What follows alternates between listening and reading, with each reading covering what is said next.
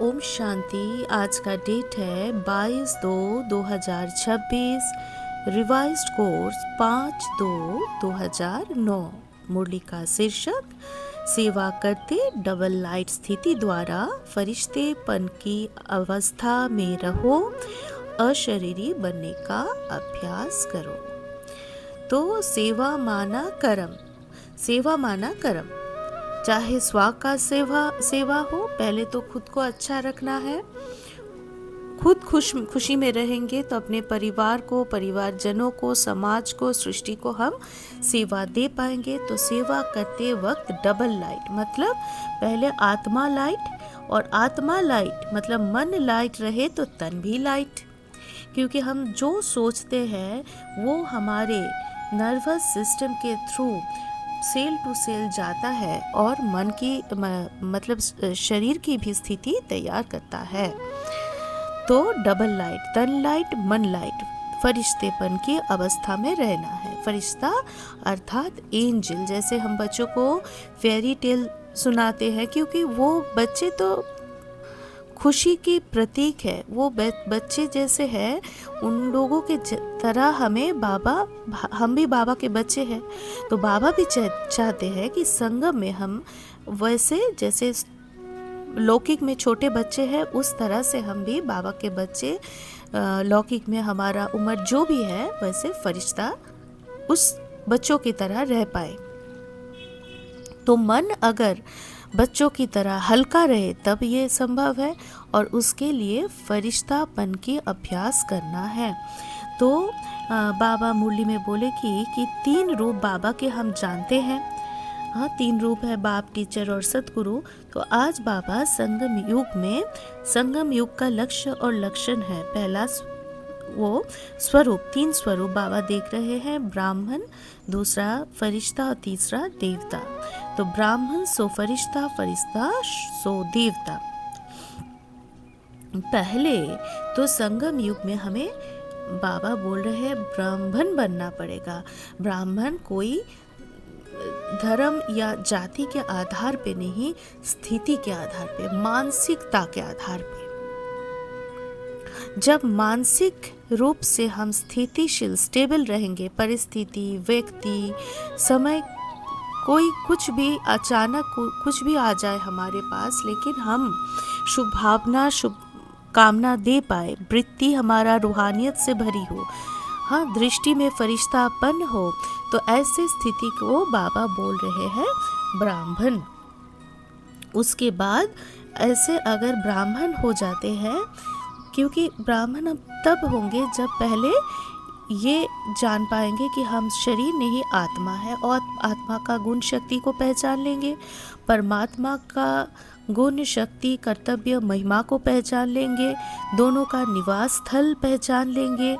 उसके बाद हम ये स्थिति के आधार से ब्राह्मण बन जाएंगे। और ये ब्राह्मण जो है वो श्रीमत के हाथ पकड़ के चलते हैं। श्रीमत के हाथ पकड़ के हम चलते हैं तो स्थिति हमारा स्टेबल रहता है, और श्रीमत के हाथ पकड़ के चलते चलते हम नेक्स्ट ब्राह्मण सो फरिश्ता बनते हैं स्वमान के हाथ पकड़ के। और स्वमान के हाथ पकड़ के फरिश्ता जो होता है वो जब नेचुरल हो जाता है तो आत्मिक स्वरूप नेचुरल होने लगती है। उसको हम बोलेंगे देवता अर्थात दाता। देवता कोई धर्म का सिंबल नहीं है, ये दाता पने का सिंबल है। दाता जो हमारा इंसानियत का धर्म है वही देवता का धर्म है।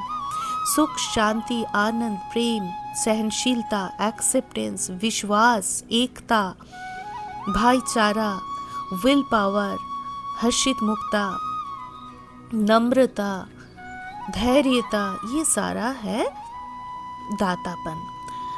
तो बाबा ये बोल रहे हैं। इसके बाद बाबा बोल रहे कि समय और स्वयं के पुरुषार्थ प्रमाण मतलब ये ब्राह्मण स्वरूप में हम पुरुषार्थ कैसा कर पा रहे हैं, क्योंकि हम बार बार अपने देह भान में चले आते हैं ब्राह्मण स्वरूप में। तो वो पुरुषार्थ प्रमाण हो गया। और वर्तमान समय है संगम युग, एक तरफ है कलयुग और एक तरफ है सतयुग या हेवन या परिस्थान, और बीच में यह संगम युग जहाँ पे परमपिता परमात्मा ईश्वर अल्लाह खुदा दोस्त वो आ चुके हैं ये सत्य ज्ञान देने के लिए कि जिंदगी कैसी जीना चाहिए, वही फरिश्तापन है। तो फरिश्ता होने के लिए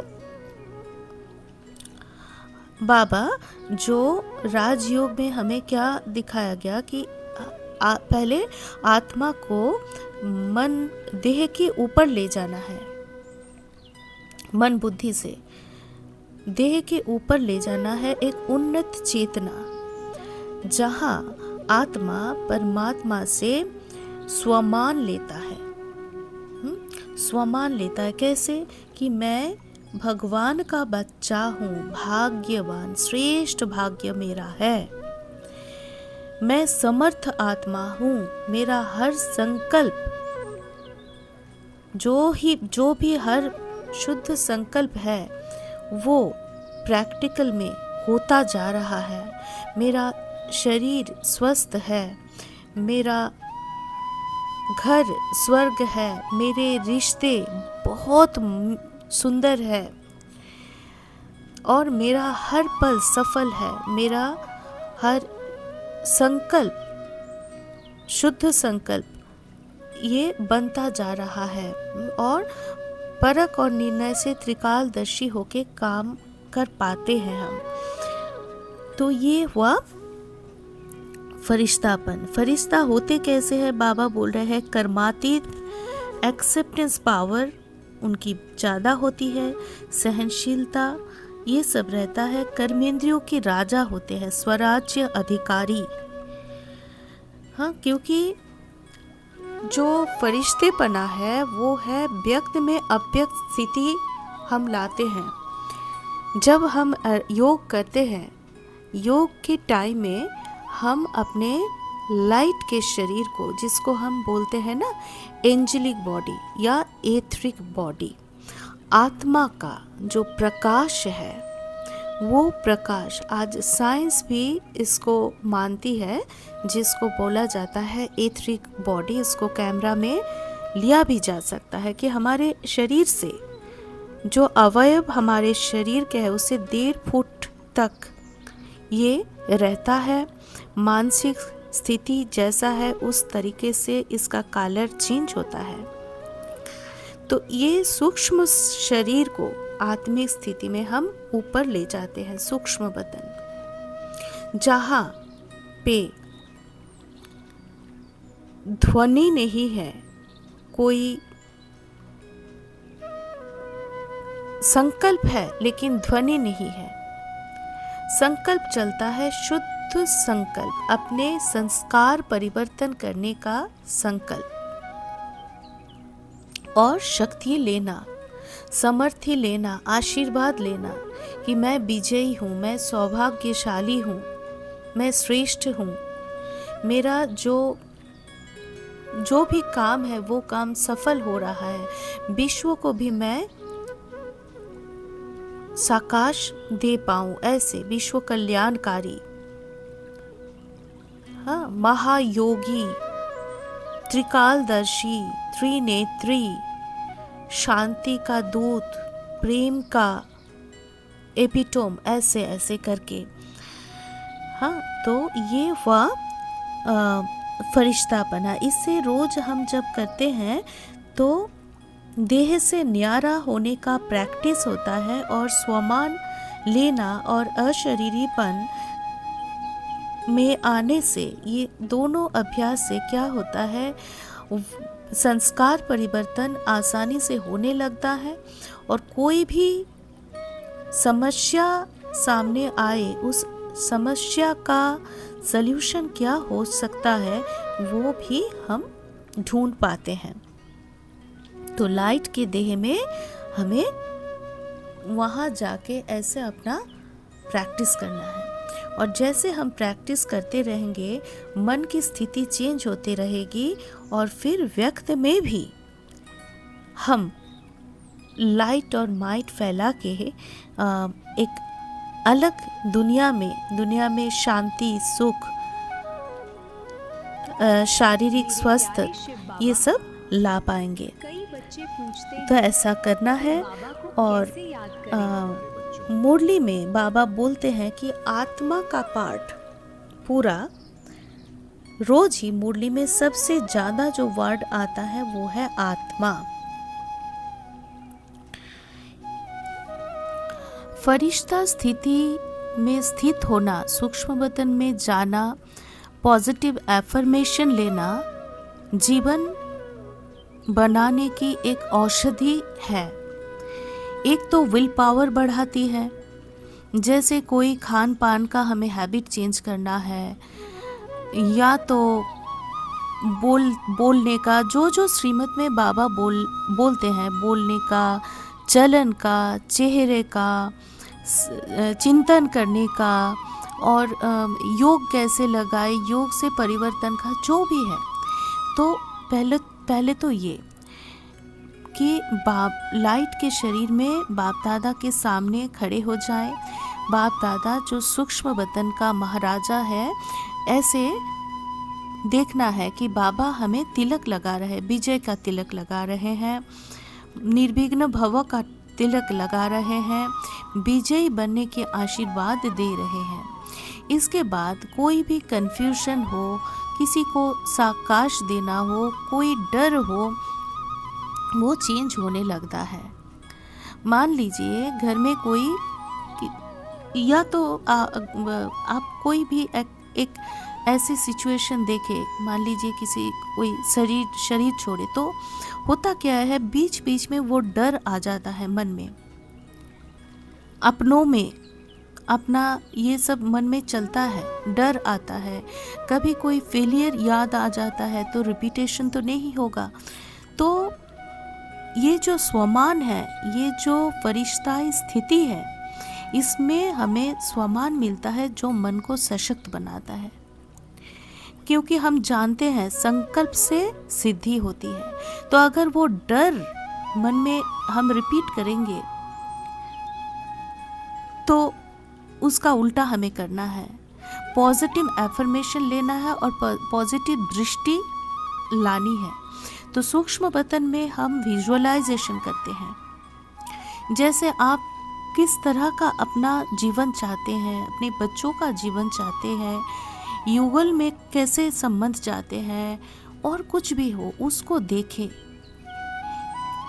और कोई विशेष आत्मा को साकाश देना हो तो उनके मस्तक पे आत्मा रूपी लाइट को देखें, उसको एकदम गोल्डन लाइट, प्योर लाइट दीजिए डायरेक्ट। और अपने शरीर से भी पूरा प्योर पावरफुल लाइट पहले बाबा से लीजिए, फिर उनको दीजिए। और मान लीजिए बाबा ऊपर से दोनों हाथ पसारे उस आत्मा को उसके मस्तक के बीच में लाइट दे रहे हैं। ऐसे बहुत सी तरीका है। या तो हम ये देख पाएंगे कि जो हमारा आदि स्टेज है, जो जिसको हम परिस्तान कहेंगे, हेवन कहेंगे, वहाँ हम कैसे रहते हैं, ये सारा चीज़ मन में एक परिवर्तन लाता है 100%। इसीलिए राजयोग सफल बनाता है जीवन को। तो फरिश्तापना जीवन में खुशी, शांति, आत्मिक प्रेम और शक्ति की जागरण करती है।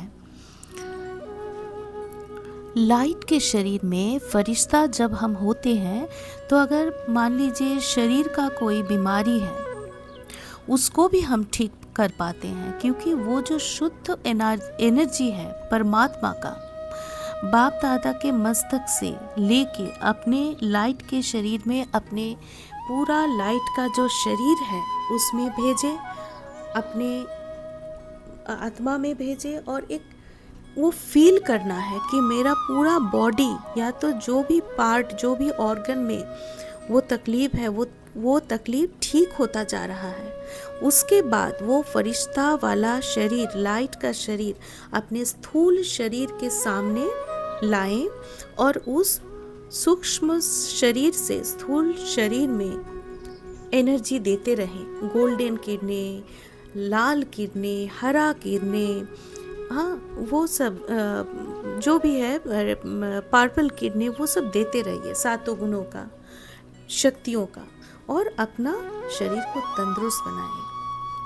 तो बहुत ही फायदेमंद है ये फरिश्ताई स्थिति। तो इससे संस्कार बदलता है, विल पावर आ जाता है, एक अवेयरनेस आ जाता है, धीरे धीरे आता है। इसके लिए जो करना है वो है व्यर्थ से बचना, व्यर्थ से बचना।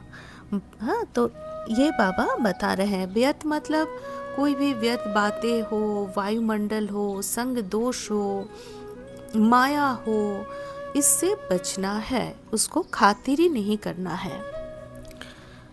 तो बाबा बोल रहे हैं कि फरिश्ता अर्थात पुरानी दुनिया के, तो जो मैं बोल रही थी कि व्यर्थ से मुक्त रहना है, अर्थात बाबा जो बोल रहे कि पुरानी दुनिया के संबंध, संस्कार, संकल्प से हल्का हो, उपराम स्थिति, पुराने संस्कार सब में हल्का हो, और सिर्फ अपने संस्कार, स्वभाव, संसार में हल्कापन नहीं, फरिश्ता जो होते हैं वो औरों के स्वभाव, संस्कार में भी हल्कापन ये होना चाहिए। तो सबके साथ सबके प्यारे बनना है, ये निशानी होगी। जैसे इसके लिए बाबा उपमा दी है, ब्रह्मा बाबा और दादी जी के उपमा दिए हैं। और फरिश्ता अर्थात कर्मेंद्रियों के राजा, कर्मेंद्रियों के राजा। मान लीजिए सामने कोई खूब स्वादिष्ट कोई मिठाई खा रहे हैं, और हम जानते हैं मिठाई खाना आज के दिन में सही बात नहीं है, तो जिह्वा का कंट्रोल, इस तरह से। हाँ, तो सभी में, बोलने में, सोचने में, कर्म करने में, हम किस तरफ जा रहे हैं, कोई सत्संग में जा रहे हैं क्या, कोई कुसंग में जा रहे हैं, ये सब कुछ तो कर्मेंद्रिय जीत। तो ऐसे लाइट के डबल ब्रह्मा बाबा को कोई अगर सेवा समाचार देने आए, कोई भी उनके पास आए, तो क्या दिखाई देता था, एक अभ्यक्त स्थिति उनमें दिखाई पड़ता था। कोई भी मिलता, दृष्टि लेता, तो बात करते करते क्या दिखाई देता, और लास्ट में अनुभव किया कि ब्रह्मा बाप बात करते करते भी मीठी अशरीरी स्थिति में स्थित हो जाता। तो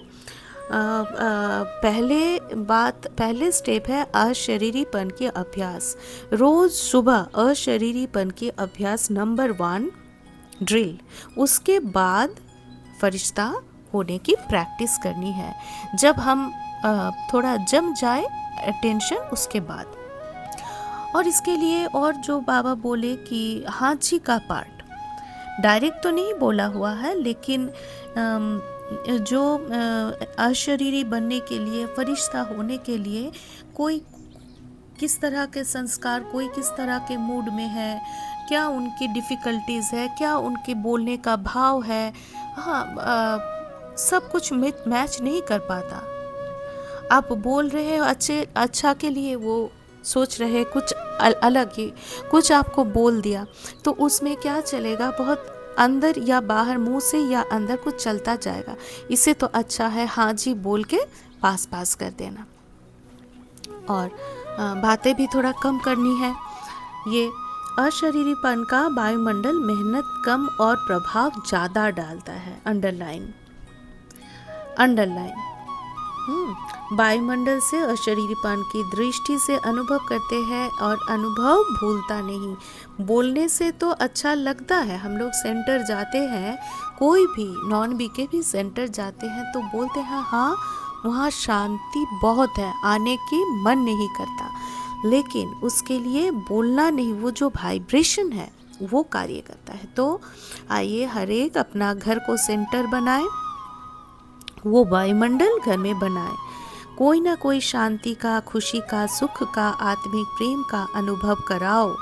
बाबा फरिश्तेपन में से ये बोल रहे हैं, व्यक्त में फरिश्तेपन का अभ्यास ड्रिल तो किए, उसके बाद उसको मतलब स्थिति में लाना है, व्यक्त में लाना है, कार्य व्यवहार में, परिस्थिति में, समस्याओं में लाना है, तो क्या होगा? घर स्वर्ग बन जाएगा। चलन में प्यार, प्रेम और जो खातिरी करते हो संबंध से, परिवार से, वो तो अनुभव करके जाते हैं, लेकिन अतीन्द्रिय सुख की फीलिंग, जो आंतरिकता, जिसको बाबा बोल रहे हैं सेवा भाव से करना, कोई मतलब एक भारीपन से नहीं, अच्छा लग के करना, ये अतीन्द्रिय सुख का फीलिंग देता है। और ये अशरीरीपन का अभ्यास और फरिश्ता स्थिति के द्वारा ही संभव है।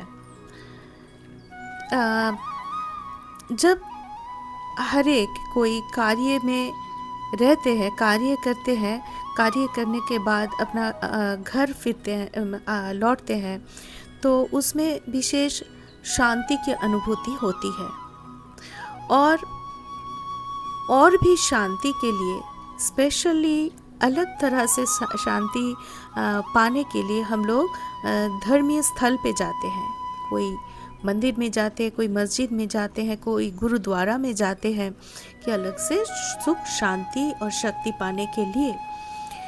तो अगर हम ये जान ले, हम सभी आत्माओं का मंदिर है, वो परम धाम और शक्तिशाली अशरीरी स्टेज का अभ्यास करें और उसके बाद अशरीरी स्थिति में टिक जाए और फरिश्तेपना का अभ्यास करे, तो घर मंदिर बन जाएगा। पहले तो मन मंदिर बन जाएगा फरिश्ता स्थिति द्वारा, उसके बाद घर घर मंदिर बन जाएगा। और घर घर जब मंदिर बन जाएगा तो वैसे ही परिस्तान नजर आएगी। तो ऐसा होना चाहिए कि इन्हों की दृष्टि में रूहानियत की लाइट नजर आती है, पार्थिव नजर नहीं। बाबा बोल रहे हैं कि फरिश्ता अवस्था में विघ्न दो चीजें डालती है, देह भान और देह अभिमान। एक होता है देह भान कि एक देह लेता है आत्मा, वो हो गया देह भान। एक देह लेने के बाद जन्म होता है, उसके बाद उसके माता पिता, भाई बहने, रिश्तेदार, फिर स्कूलिंग, फिर परिवार, फिर समाज, ये हो गया देह। जो है देह रहना मतलब देह भान, और उसके आधार से धीरे धीरे बॉडी कॉन्शियसनेस आता है। तो ये जो देह अभिमान है ये प्रकट हो जाता है कि ज्ञान में जितना आगे जाते हैं तो ज्ञान में भी देह अभिमान आ जाता है, तो स्वयं के प्रति भी कभी कभी देह अभिमान आ जाता है। वो अभिमान नीचे गिराता है। देह अभिमान क्या आता है? जो भी कोई विशेषता है ना, उस विशेषता के कारण अभिमान रहता है। मैं कोई कम हूँ क्या? मेरा भाषण सबको पसंद आता है, मेरी सेवा का प्रभाव पड़ता है। देखिए कुछ ना होता ऐसे भी होता है, एक अच्छा लगता है, अलग से अच्छा लगता है। एक वो भी जो है ना कि हाँ आज लोगों ने मुझे जाना कि मैं ऐसा हूँ, ये हूँ।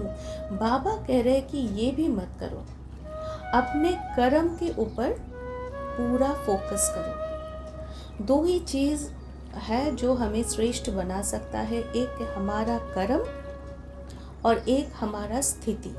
तो स्थिति तैयार करेगा अशरीरीपन और फरिश्ताई स्थिति के द्वारा, आज के मूल्य के हिसाब से, और मोटा रूप से बोले तो याद से स्थिति तैयार होगा। और स्थिति तैयार होने के बाद आत्मा का जो शक्ति है, उस शक्ति को जब हम कर्म में लाएंगे तब ही हर कर्म श्रेष्ठ बनेगा। कोई भी कर्म साधारण नहीं होगा, कोई भी व्यक्ति साधारण नहीं होगा।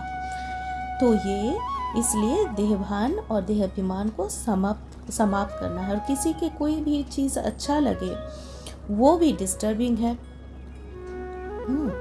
जैसे कि उसके विचार का, जैसे अभिमान वाले को जरा भी कोई भी अच्छा कुछ या अगला व्यक्ति उसको देख के भी देहाभिमान आ जाता है, माना कि वो व्यक्ति उस हिसाब से अच्छा है, वो भी नहीं चलेगा। हाँ, बाबा बोल रहे हैं उसके बाद निशानी, तो ये भी चेक करना है। और अभिमान वाले को अभिमान है तो इसका चेक करने का साधन है, अभिमान वाले को जरा भी कोई ने अपमान किया, उसके विचार का, उसकी राय का, उसकी कला का, उसकी हैंडलिंग का। हाँ, देखिए कितनी खूबसूरती से बाबा बोल रहे, कितना क्लियर कि उसकी विचार का, राय का, कला का, हैंडलिंग का अपमान बहुत जल्दी महसूस होगा। हाँ, तो कोई भी बात हो, बाबा बोले बड़े ही मीठे और शांति के तरीके से, और उसमें रॉयल्टी रहे, ऐसे करके बोलना है। कभी भी थोड़ा भी देहाभिमान का अंश नहीं रहना चाहिए। अपनी चेकिंग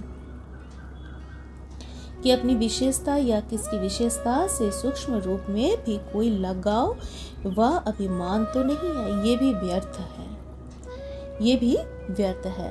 हाँ, तो इसके बाद बाबा बोल रहे कि कर्म में योग ऐड करते हो, क्योंकि कर्म तो हमें करना ही है। शरीर है तब तक कर्म तो हम करते ही रहते हैं, सोचना भी एक कर्म ही हुआ। किस तरह का सोचते हैं। एक टाइम आता है जब हमारे पास स्थूल रूप पे कर्म करने की ज़रूरत नहीं होती है। मान लीजिए किसी का उम्र ज़्यादा हो गया है तो उनको उतना कर्म नहीं रहता है, लेकिन संकल्प से कर्म का रचना होती है। उनके जो एटीट्यूड होगा, उनके जो बोल होगा, उनकी जो वायुमंडल होगी, वो कर्म बन जाएगा। वो अगर बहुत शुभ है, आशीर्वाद युक्त है, तो वो ही छत्र छाया बन जाएगा। तो ये एक एग्जाम्पल था। तो कर्म में योग ऐड करते हो। हाँ, कर्म नहीं छोड़ना है, लेकिन कर्म में योग ऐड करना है, स्थिति ठीक रखना है, कर्म और योग का बैलेंस रखना है। इसके लिए अशरीरीपन का प्रैक्टिस करना है और फरिश्ता स्थिति का प्रैक्टिस करना है। आज का वरदान, साकार और निराकार बाप के साथ द्वारा हर संकल्प में विजयी बनने वाले सदा सफलता मूर्त भव। जैसे निराकार आत्मा और साकार शरीर दोनों के संबंध से हर कार्य कर सकते हो, ऐसे ही निराकार और साकार बाप दोनों को साथ व सामने रखते हुए हर कर्म व संकल्प करो तो सफलता मूर्त बन जाएंगे। क्योंकि जब बाप दादा सम्मुख है तो जरूर उनसे वेरीफाई करा करके निश्चय और निर्भयता से करेंगे। इससे समय और संकल्प की बचत होगी, कुछ भी व्यर्थ नहीं जाएगा, हर कर्म स्वतः सफल होगा। स्लोगन, रूहानी स्नेह संपत्ति से भी अधिक मूल्यवान है, इसलिए मास्टर स्नेह के सागर बनो। जैसे कि हम जानते हैं कि बाबा के बच्चे ईश्वरीय संतान धर्म सत्ता और राज्य सत्ता के अधिकारी हैं, दोनों के अधिकारी। धर्म माना आत्मा का धर्म, पवित्रता, सुख, शांति, एकता, विश्वास, और राज्य सत्ता अर्थात स्वराज्य अधिकार। तो इसलिए अव्यक्त इशारे में कहा जा रहा है कि धर्म सत्ता और राज्य सत्ता वालों के आगे शक्ति को, एकता की शक्ति को, विश्वास की शक्ति को दिखाना है। धर्म सत्ता वालों के सामने पवित्रता की शक्ति और राज्य सत्ता वालों के आगे एकता की शक्ति को सिद्ध करना है। तो प्योरिटी और यूनिटी की शक्ति से उन्हों के समीप संपर्क में आते रहेंगे, उतना वो स्वयं ही अपना वर्णन करने लगेंगे। अच्छा, ओम शांति।